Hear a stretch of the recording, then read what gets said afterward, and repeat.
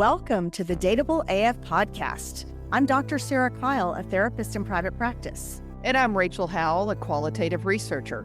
Each week, we break down the emotional patterns behind dating, love, conflict, and connection, and what actually helps people build relationships that last.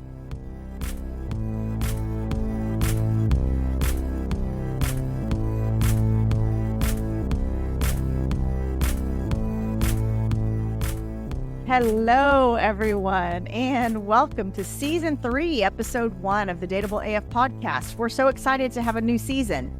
Today, we are going to be talking to you about come closer. Not like that. Why intimacy feels riskier than loneliness. We want to talk to you a little bit about some changes that are coming to the pod this season. I know that our show started with dating, and our show started with specifically women who date women.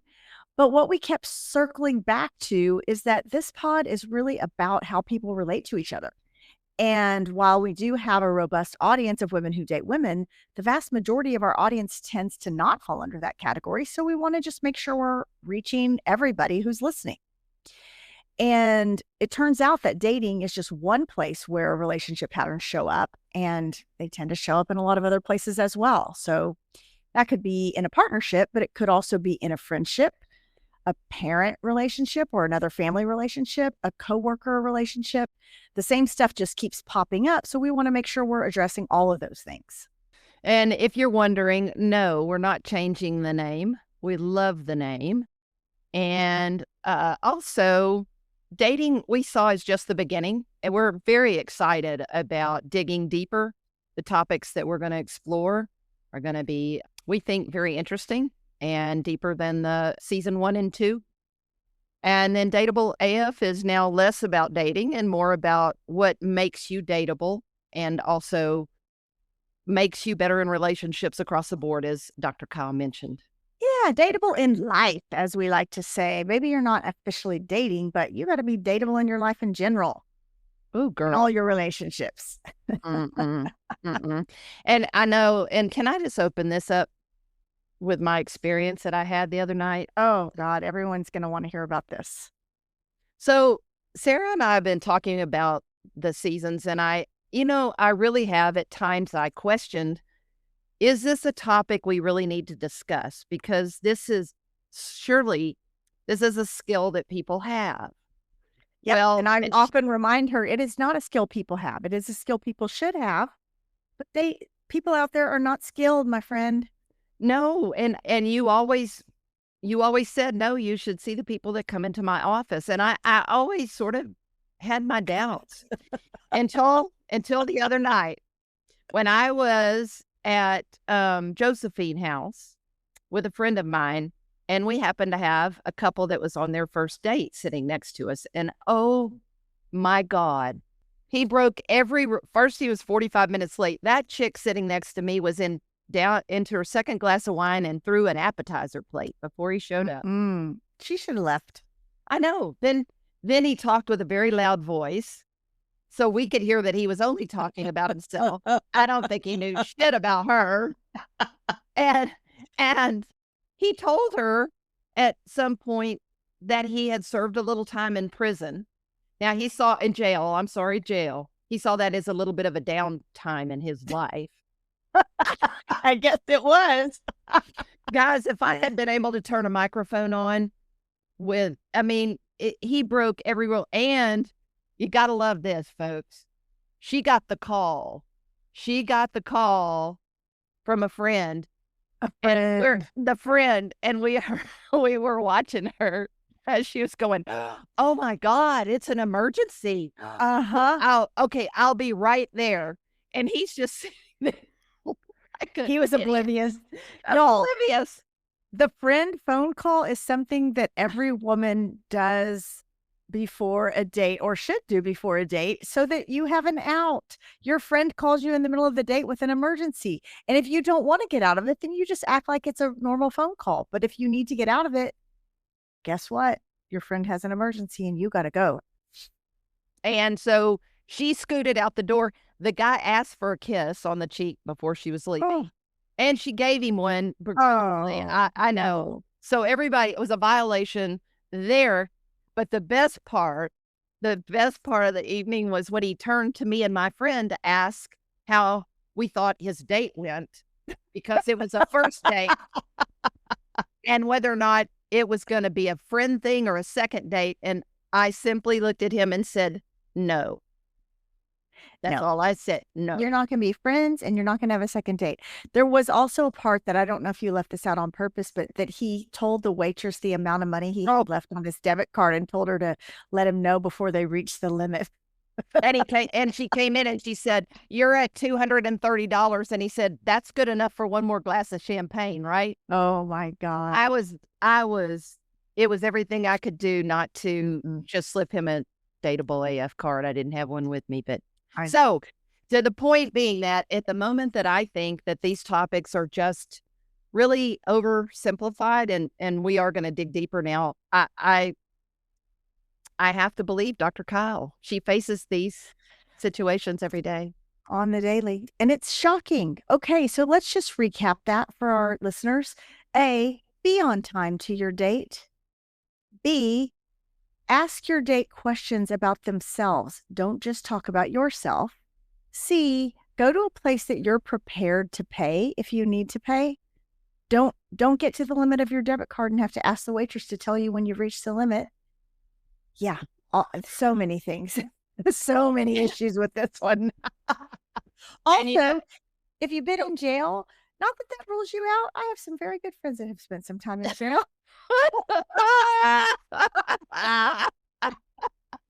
Tracy, I'm looking at you. Well, I was going to say, not us. But anyway, my friend Tracy spent a little time in the county jail, but we always like to refer to that as her time in prison. A bad match. It sounds better. Yeah. Anyway, but it's not that you don't tell someone that, but that might not be what you lead with on the first date. Like, you want to lead with your more positive traits. So orange is the new black, baby. That's right. That's right. God. So anyway, all that to say, we still might need to help you guys with some of those lighter topics, but we're also going to be diving into some meatier things, including today, where we're really talking about intimacy and why people tend to avoid it. Because most people say they want intimate relationships. And just to clarify, we're talking about emotional intimacy, not sexual intimacy here. People use those words interchangeably sometimes, but what people really want is to be connected to someone else, but without exposure or vulnerability, which is impossible. Yeah. And I do think when you say the word intimacy, people immediately do tend to think about it as sex, as romance, or as this level of constant togetherness. And what I like about today's conversation is that we're going to really talk about the deeper, more, I think, probably more critical aspect of intimacy, the part that people struggle with, and that's really showing yourself. Yes. Yep. Being seen is really hard. And I think people crave closeness and they want to be seen, but we also do a million subtle things to keep other people at arm's length. And that, those two things are at cross purposes with each other, unfortunately. Yeah. I was talking to somebody last night and just talking about the fear of that exposure and there can be the fear that you're exposing yourself, which makes you more vulnerable. It does. There is no doubt about it. For sure. And then there's the fear that your person or whoever you expose that to is going to share it with somebody else. Yeah. Yep. There has to be trust there for sure. Yep. And so if we're talking about a definition of intimacy, I do think that it has a few different components. Number one, it's allowing yourself to be emotionally seen. It's letting someone else matter to you as opposed to like, easy come, easy go. You have to be able to own that this relationship matters to you and allowing that relationship to have some impact in your life. Yeah. That's, I think, a really hard one. I think we all want to be seen. Yeah. We don't all know how to expose ourselves so that we can be seen. But I think that that's the ultimate feeling, is being seen by Yeah. somebody else. But allowing impact is an interesting one to me. Yeah, say a little more about that, because I think that one is pretty powerful and a lot of us struggle with it. Yep. So I see people all the time acting like they don't care. Well, he didn't call me back, but it's okay. Like, I don't care. Or my friends all got together and I didn't get invited, but it's okay. Like, I don't really like those people anyway. As opposed to saying, this person matters to me and how they behave toward me impacts my life. There's a vulnerability in that. And you can't have intimacy without it. One of the things I've heard you do that I really like, it, I think it's to this point, is if someone disappoints you that you're trying to get close to, you are able to say, that hurt my feelings, instead of saying I'm mad. Mm-hmm. And I think that's sort of a piece of this, is that by saying you hurt my feelings means that you matter to me. Like, Yeah. you know, that I cared enough about you that you could hurt my feelings, versus someone who makes you mad. That's just an easier emotion to get into to keep you at a distance, right? Yes, it's so true. And anger is big and powerful. If you imagine, if I'm angry, I'm making myself bigger and I'm going to, you know, stomp around or act out. But if I'm sad or scared, then I'm small and vulnerable. And people tend to avoid those things. And I do think it prevents us from having intimacy with other people if we default to anger. Yeah, that's interesting. So let's talk a little bit about the fear piece, and why intimacy triggers fear. I mean, it'd be a scary thing. I think so. I think the biggest thing that people fear is loss of control. If I care too much about you or I let myself get too close to you, then I'm not going to be able to fully manage the outcome, which it's an illusion to think we can manage an outcome anyway.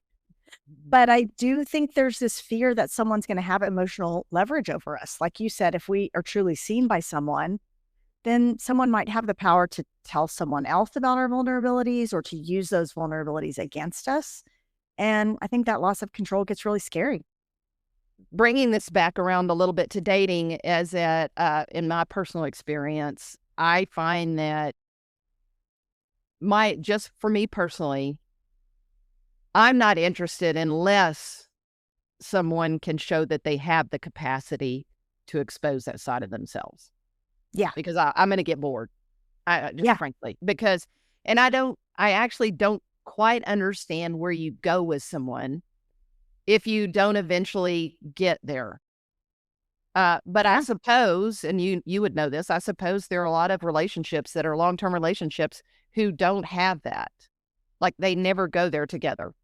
Yeah, this is one of those things, like you were saying earlier, it's so hard to believe when I say it out loud, but you would be amazed at the things couples do not know about their long-term partner. I'm talking about obscure things like, oh, I thought your favorite color was red. Not that, but literally, I don't know who my partner voted for in the last election. I don't know if my partner has an orgasm when we have sex. I don't know what my partner dreams of doing when they retire. Like, these really, to me, basic things that of course you would know these things.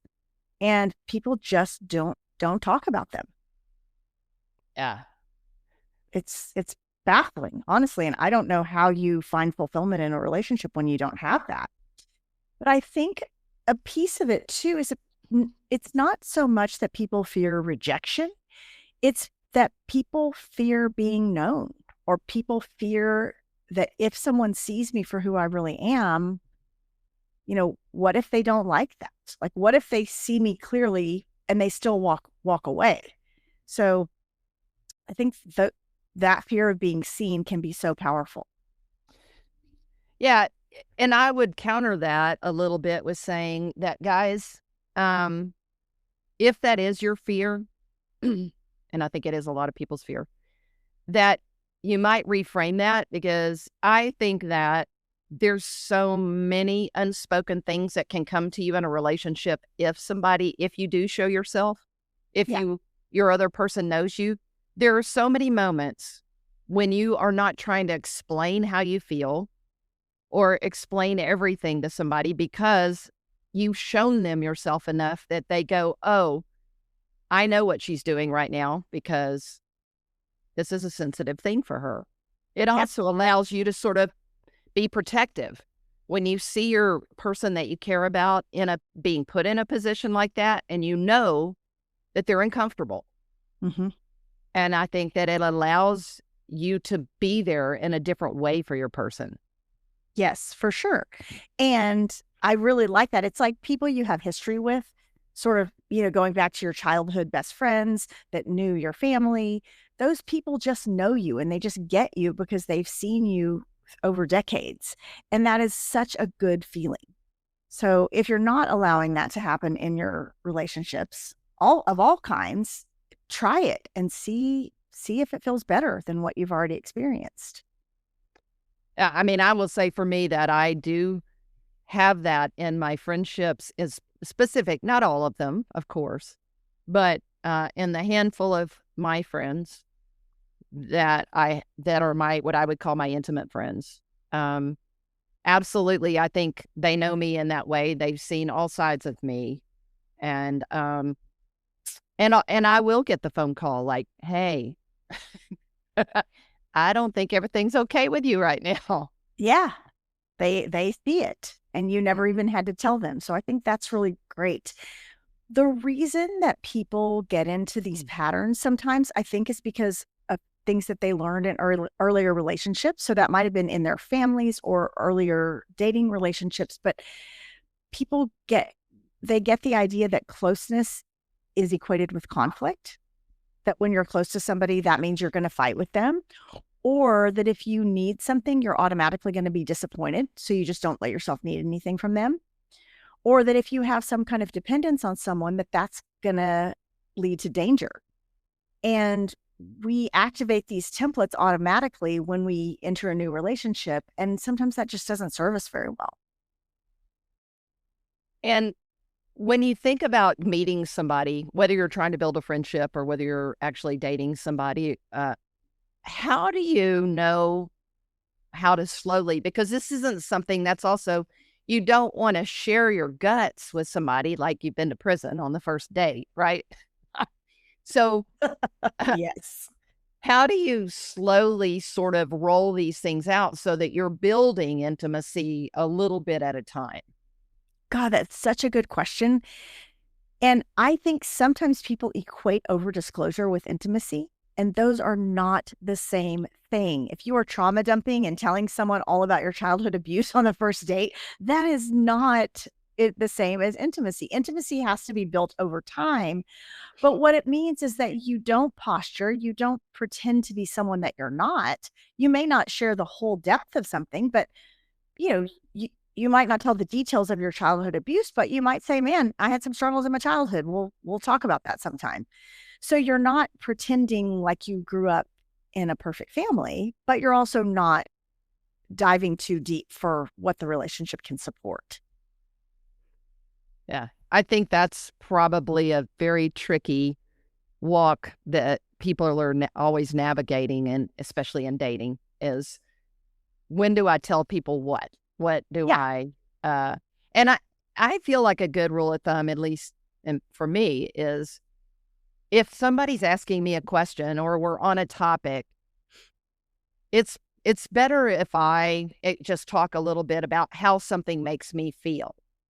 So Yeah. I'm not exposing a trauma in my childhood necessarily, and that can come later on.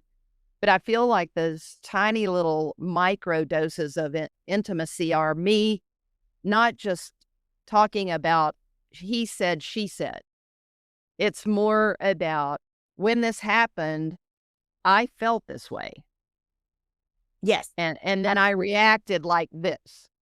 Yep. Yeah, because that's exposing something about you and how you feel, not necessarily about an event that happened. And yeah, I think that's a really good distinction. Yeah. Let's talk a bit about why loneliness can sometimes feel safer than intimacy. You know, again, I was just having this conversation. Um, of course, I mean, I think that loneliness is something you kind of feel like you're controlling in your own little space. Exposing yourself, then it puts you outside of what you at least perceive is within your sphere of control. Um, and I certainly do think that people's past has a lot to do with how much they're willing to risk emotionally. If they've been really hurt, a lot of damage early on, then I think they're, likely to be slow to dip their toe in that water. Yep. Because even though loneliness hurts, it's still familiar and predictable. And like you said, people can control that to some degree. And that if you don't fully attach to someone, then you can't really be abandoned by them because you never had attachment in the first place. Yeah. I said last night, I mean, again, I've been out I've done had a few dating experiences. And that I would rather have one experience with someone for 6 months where we are amazingly intimate, connection is great, sex is great, it has some emotional depth, and lose it and have my heart broken than to have 6 years of a slow slog where I am safe, but I don't have any of that other stuff. Yeah. It's just not satisfying. Oh my God. Yeah. I think that people, because of this fear, they don't let themselves experience the joy and fulfillment that you just described. And I think instead people choose, they'll say, oh, I'm emotionally independent, or they'll let themselves stay in a situationship for a long time, or just be surface level close, like the couples that I see in my office that maybe have been together for years, but they don't have a real closeness. And those are just all ways of avoiding emotional risk. That's why, and you lesbians out there, that's why you'll break up when you hit lesbian bed death, because you got nothing else. But this is actually a good moment for me to throw in a little bit of the research that continues to point at why it's important, if you struggle with intimacy, to take the risk. I was looking at this. It was a researched fact information about the 7 habits of intimate relationships. Okay. And the studies have found that we live longer, healthier, happier lives when we are closely connected. That just holding your partner's hand when something threatening happens reduces the brain's alarm bells and calms the nervous system. I thought that was very interesting. Yeah, I love that. And wounds, like actual physical wounds, heal faster when you feel other support. Get that? Oh, wow. I know. Seriously? And then conversely to that, people without intimate relationships have much higher mortality rates, and young adults have weaker immune systems. Wow, that's interesting. Yeah. I believe that about mortality rates because I think when you're lonely, I think you have less reason to want to live. And yep. Well, and this goes to real quick, the idea of you can live alone, which I do, does not automatically mean that you're lonely. And that's the thing is, you can love your alone time. If you have intimate relationships, then it makes your alone time feel so great. Yes, absolutely. Yes, just to clarify, that has nothing to do with being single or living alone. You can keep deep, meaningful connections with people, whether you have a partner or not, or whether you live with someone or not. So for sure, it's super important. Let's talk about ways that intimacy avoidance shows up. How do we see people doing this? I would say one of the things I see most often is that people keep relationships really busy, but not deep. So they might be doing things a lot of the time, or, planning activities with their friends, but not pausing to have those deeper conversations with people. Yeah. I know a lot of, I know some people that just don't want it. Yeah. They just say, "Oh my God, we're just here to have," they say is, "We're just here to have fun." I'm They're thinking, scared. I know, and I think to myself, "Okay, am I a freak because I'm having more fun if I'm doing something more meaningful." Now, if we're gonna play games and we're gonna talk smack, it's great. I love it. It's fun. But I can only do so much of that. Yes. Yeah. It's like a diet of junk food. Junk food tastes really great for, a Mm. short period of time, but eventually, you crave something that's a little more nutritious. So I think it's a very similar thing. I think that sometimes one of the ways people avoid intimacy is instead of expressing a need, they just overfunction. So rather than asking for help with something, they'll just break their back trying to do it all themselves. And I think also people will intellectualize their feelings instead of sharing them. So, people might talk themselves out of feeling sad or scared about something instead of just opening up and letting someone know how you're feeling. Yeah, that one I think is, I have to that just for me personally, I have to monitor that one because I can intellectualize the hell out of my feelings. Yes. Yeah. I can get all You of do it. that sometimes. I'm gonna find one of these that fits you in a minute. I'm gonna point one of these out. Actually, I'm and now sure that I there look at them, I think all of them do. it could be. Could be. Um, so the thing that I want you guys to hear about this is that, avoidance isn't always pulling away, that sometimes it looks like staying around, but just staying really guarded. And so just practice paying attention to how open you feel or how closely you're holding your cards when you're around other people and see what it would feel like to maybe not be quite so protected. So Sarah and I have been accused of being open books, which we are. So we scare people that hold their intimacy close to the I know. vest. I'll ask a question that I feel is totally benign, and then I just look around at the shock on people's faces and realize I stepped in it somehow. We, yeah, I say she's more guilty of that than I am now. That I agree. I'm pretty think about guilty it. of it. There's people out there that are scared of her. I think it's true. It breaks my heart. Sort of. Kind of, yeah. So be ready. Be ready. Have your big girl pants on when you're with her. Right. Yep. If you're scared of me, you might not be my people. I'm just saying. Oh my goodness. We have so what actually helps? Without forcing intimacy, because that's not a good thing and that's weird. So let's talk a little bit about what helps. Yeah. And this is interesting because when I think back about your recent foray into the dating bee, Ugh. I do think, it's something like you said, you crave that intimacy. You want that depth with people. And I don't think that you get that by pushing harder or demanding people to be vulnerable or shaming. And I don't think any of those are really your style, except maybe not necessarily pushing harder, but I know that you really invited people that you dated to open up to you. And sometimes they just, didn't have that ability or they got too scared and you still wanted that. Yeah. I definitely, at some point along the way, and I'm going to invite that in because otherwise, like I said, I'm going to be bored.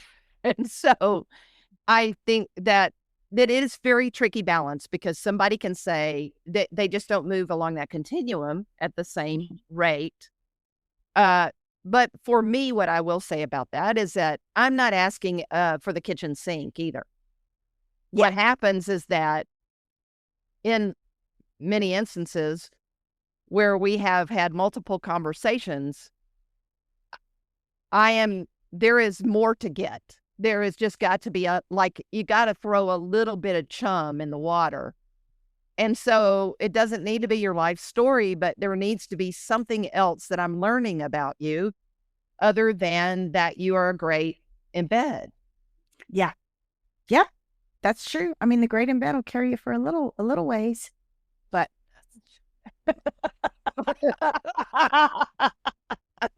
not that we're naming any names or anything, but And there's no complaints, zero complaints. absolutely.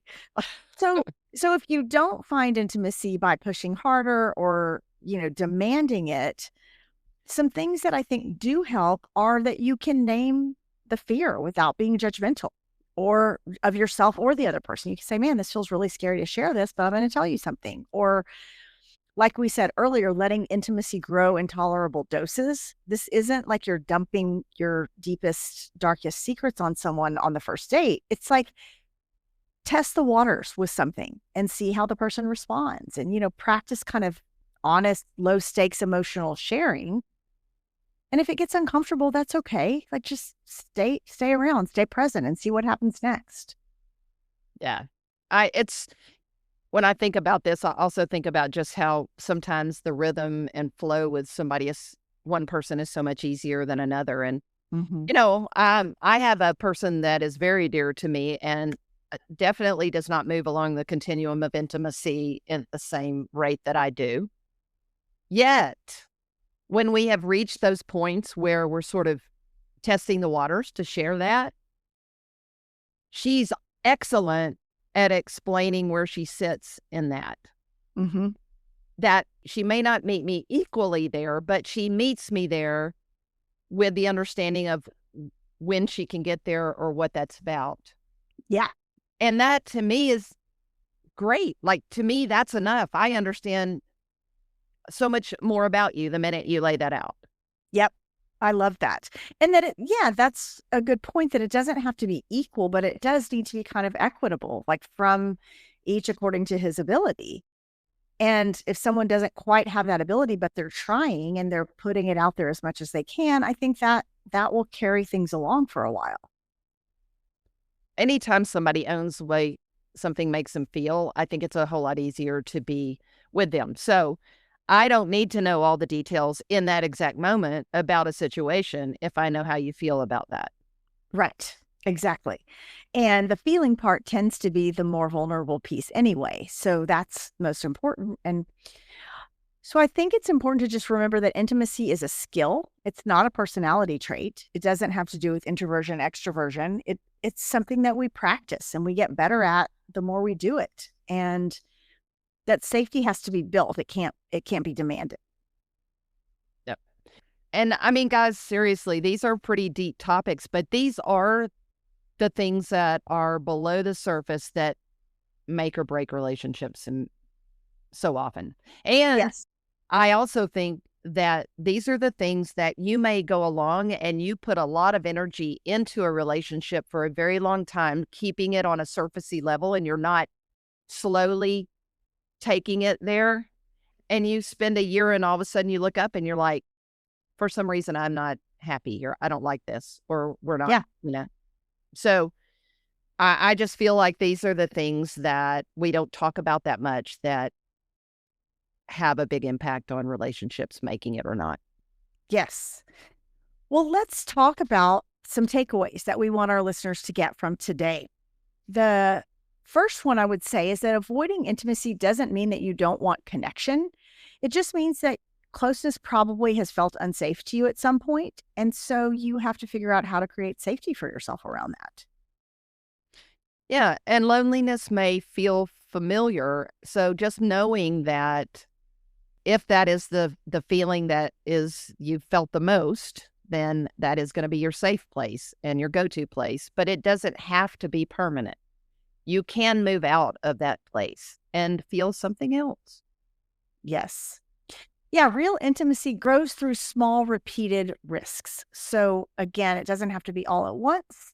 Just try a little bit of it and see how that goes, because you will see the intimacy in those relationships growing as you do that. And as we mentioned before, not forcing closeness.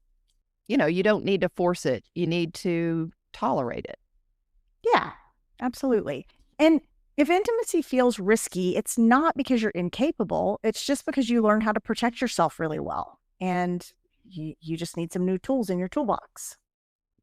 So if you want to reflect on this with a partner, with a friend, the question that we have for you is, where do you notice yourself pulling back when things start to get close?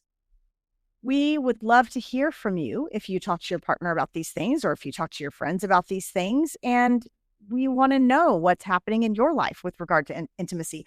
One of our favorite things about the podcast, y'all, is getting feedback from you, whether that is in the form of an email to us, info@dateableaf.com.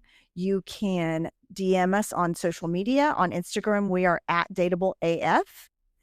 And we really, really want to hear your thoughts and questions. One of the things that we're hoping to incorporate in this season is maybe even a call-in segment. But until then, you will hear your questions on our after party. So please do reach out to us. Yeah, and we do have a number of people listening that have direct contact with us. So they either have texting information, they text us on our personal line or send us emails. And we love that too. That's great. And we do get that feedback, but we would love to get more feedback from the broad audience. And we would love if you have some suggestions or ideas about the way that you prefer to give feedback. We're open to that. If we haven't given you a platform in which you feel comfortable, let us know. Yes, absolutely. So that is a wrap for today. And as always, we want to thank you for listening to the Dateable AF podcast, where we help you find your happy ending. And remember, be bold, be kind, and for the love of self-respect, don't text your ex. Stay dateable AF.